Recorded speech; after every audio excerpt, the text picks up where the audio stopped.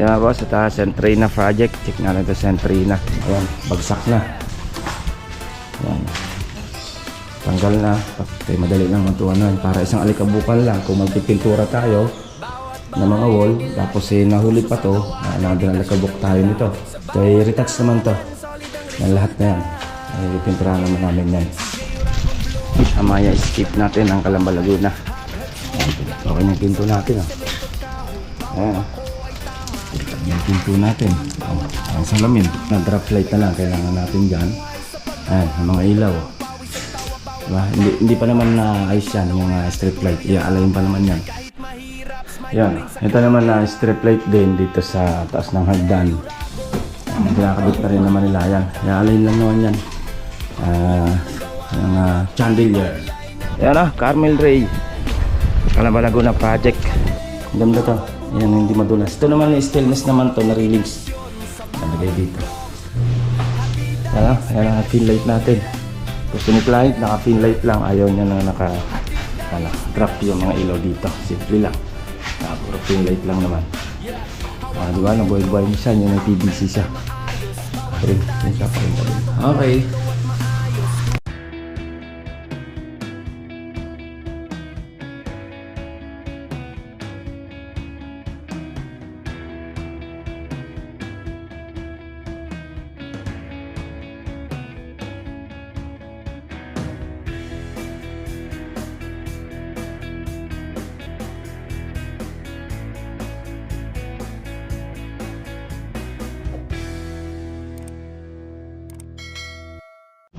Yan mga boss, good morning, good morning. Yan, project update ulit tayo sa ating Calamba Laguna.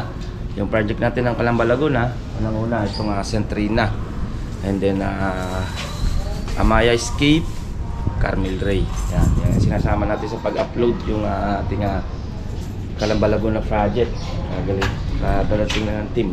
Time check natin, mga alas 7. Okay, at check muna natin to. Then punta tayo sa Amaya. And then sa Carmel Ray.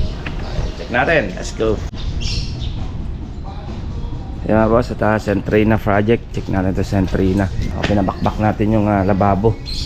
Yan, bakbak na. Ngayon, itatapon na rin naman to yung lababo. Ayan, bagsak na. Yan. Tanggal na. Pati yung tatanggalin na rin yan. Then, masilya lang pala to. Ayun, may tanggal ng konti para mahabol yung katuwiran na wall. Dito, masilyahan na lang naman. Yan. Ito, madali lang matuwanan. Para isang alikabukan lang. Kung magpipintura tayo ng mga wall, tapos nahuli pa to, nandun alikabuk tayo nito. Yan, ito, madali naman yung kabit. Yung granite. Nandiyan na rin naman yung granite. Yan o. Dito yung alikabuk na, no? Pak! Ayan, pupunasan na lang naman yan. Ito, retouch naman to. Yan, lahat na yan. Ay, pinturahan naman namin yan.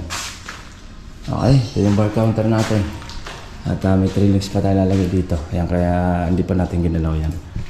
Nandyan pa yung ano mo lan? Yung strip light na para dito. Ayun, kasi may ilaw kasi to. Yung trilings sa taas, tsaka sa ilalim may ilaw. Dadapag na lang natin. Yan, tama-tama. Mayroon pa pala kami linyada doon. Kasi hindi ko na ito pinalagay ng strip light itong ibabaw. Hindi na mabagay. Dahil mayroon na strip light sa taas. Ito kasi may ilaw pa yan dun eh. Ito may ilaw pa to. Para hindi mag-agaw yung liwanag. Okay, ito naman na ano na lang to. Halos sa masilya na lang naman. Okay. Kunting pasilip natin. Ito, itatapon na rin naman to. Lagay mo na sa garahe. Nabot na kasi ng hapon eh. Bagsak muna. Para isang tapunan lang. Yan, tapos bibilihan lang naman ng tiles yan. May kaprasa pa yan dyan lalagyan ng tiles. Okay. Ayan boss, dito naman tayo sa Amaya Escape ng Calamba Laguna project. Ayan, paramihan ng ilaw. Sa ano naman, Carmel Ray, same lang din. Manamig na pin light din. Yung hilig doon sa Carmel Ray. Ito, pin light din yan. No? Check natin to. Dahil kinakabit ng chandelier. And then may ilaw na rin yung sa hagdan natin. Check na rin, konti pasilip. Medyo madami tayong gamit dito. Puro gamit ni client. Let's go. Tama boss, check natin itong Amaya skip natin ang Calamba, Laguna. Okay na yung pinto natin. Ayan. Pintab yung pinto natin. Parang salamin. Ito. Aluminum profile para dito sa kanyang small na bar counter. Sakto. Puputulan na lang naman to. Ayan. And then ito, na drop light na lang kailangan natin dyan. Ayan, ang mga ilaw. Diba? Hindi pa naman ayos yan, yung strip light. Iaalayin pa naman yan. Okay, dito meron na rin tayong ilaw. PVC panel, center light, pin light lang naman. Dito rin din naman, ganun din naman. Sa CR, center light lang, tsaka pin light.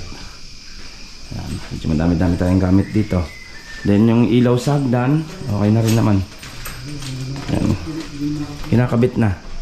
Ayan, dumadumi lang kasi tinatanggal yung ibang para pumasok yung mga wire sa loob. Ayan.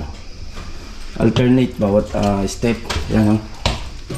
Ganda rin pag-design din naman. Minsan lang, hindi naman ito laging bubuhayin yung mga ilaw na yan. Kumbaga bubuhayin lang yan pag kung kailan gusto mo lang.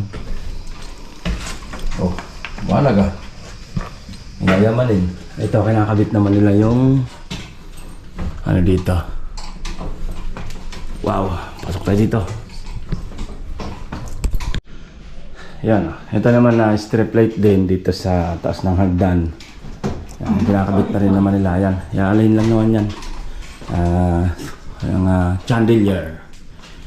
Yan. Yun na yung species naman ikakabit dyan. Sim lang din naman dito. Yan, ito, ilaw na lang naman kakabit. Ayan, pin light na. As single color. Ayan, napakataas ng kesame natin dito. Inilahi lang naman yan yung wire na yan. Ayan, tututiin lang naman yan. Pababa, pataas. Ayan, naka-PVC na tayo dito. Pin light din yan. Out corner. Ayan. Yan. Ito naman ano lang naman to, mga boss. Floated naman to. Itong para dito sa may ano niya. Yan. Floated yung lalagay dito. Dito sa gagawing hidden door. Yung pinto ng CR. Andiyan na rin naman yung floated niya. Yan. Ano lang naman yan. Strip light. Pin light. Pin light tsaka center light lang din CR. Align lang naman to. Okay. Ito yung project natin dito sa Amaya Skip ng Calamba, Laguna. Yan ba, sa tatapos lang natin magpa-PMS ni Bios. Yan, dinala natin si Bios na yan. Dito sa Toyota ng Calamba, Laguna. Check naman natin itong Carmel Ray. Dali tayong Amaya kanina. Magang-maga tayo doon. Para i-schedule kasi ito. Schedule ko kahapon PMS. Ayan, sa 15,000 kilometer, 6 months. Hindi inabot yung 15, 13 na lang. 13,300 dinabot lang. Pasok ko siya sa 6 months PMS. Dahil lagi ginagamit natin yung pick up. Check naman natin to. Dinatels na yung hagdan natin. Carmel Ray. Ayan, Carmel Ray, Calamba, Laguna. Okay, check natin. Ayan, Carmel Ray, Calamba, Laguna project. Tinatels na natin yung hagdan. Ayan. Yung binili ni client ng tiles, yung panghagdan talaga. 120 yung haba, bayad 30 by 120. Ayan. Hindi na natin kinat yan. May nosing ba tayo dyan? Ayan, kita yung wala sa eskwala ng strip ng hagdan. Ito, tuyo na to kahapon pa. Ikabok na lang naman. Then basa pa yung iba. Ayan. Okay? Ayan. Ganda to. Ayan, hindi madulas. Ito naman, stainless naman to na railings. Nalagay dito. And then, kung pasilip tayo dito sa kesame. Tapos na yung kesame natin. Ayan. Pero saan yung mga ilaw mo nito? Ito ba? Ay, isa pa. Ito? Oh. Ilang kulay ito? 3. Ito yung okay. And then to, okay na rin. Ayan. O, diba? Simple lang yung ilaw niya, design niya dito. Tambol lang siya. Back to back. Di tambol dito, tambol sa loob. Meron pa naman yung kabitan ng ilaw para dito. Ito naman gagawin dining area. Yung client. Puro pin light lang gusto niya. Ayaw niya na kasi ng maraming ilaw na alaw-law. Yan o. Okay na. Dito naman, ano tayo? Chandelier. Ang taas. Yun o. Yun o. Tagsa tayo. Tapos to, wall plotted lang naman tayo. Yan. Okay. Anong kunti pasilip natin dito. Ito naman gagawin namin. Ito, and then natin re-renovate pa to CR. Lalagyan to ng shower. And toilet na lilipat namin dito. Yung lavatory, automatic yan. Sigurado dito yan. Kasi yung dating pinto niya, ito. Nilipat na. Dito na yung pinto niya. Kaya yun, magiging shower area na lang yun. Ito yung toilet bowl niya. Tapos lavatory, dito na natin lalagay. Bakbak yan. Yung flooring na yan. Dami. Halos na renovate namin. Ito, bakbak din yan. Or mati-check natin yung bibili ni client. Baka mabaguhin din natin. Ano ito? 5 cm. 55. Kulang pa siya eh. 55 lang height niya. Ay, yung lapad niya. 12 cm dapat, mga 60.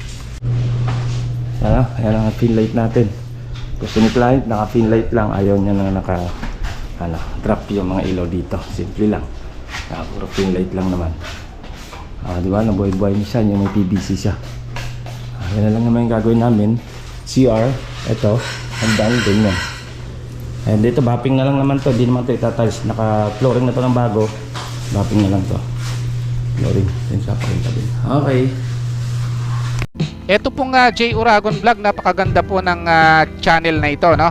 Tungkol po ito sa construction. Actual construction po ang channel na ito, no? Pag pinanood nyo po ito, panalo po kayo sa channel na ito. Napakaganda po ng mga video niya. Lalo na pong magaganda, no? Yung mga iba't ibang design niya. Kakaiba po yung mga iba't ibang design niya sa mga kisame. Subukan nyo pong panoorin J. Uragon Vlog na ito. Matutuwa po kayo pag pinanood nyo po yung mga video niya. Maraming salamat po.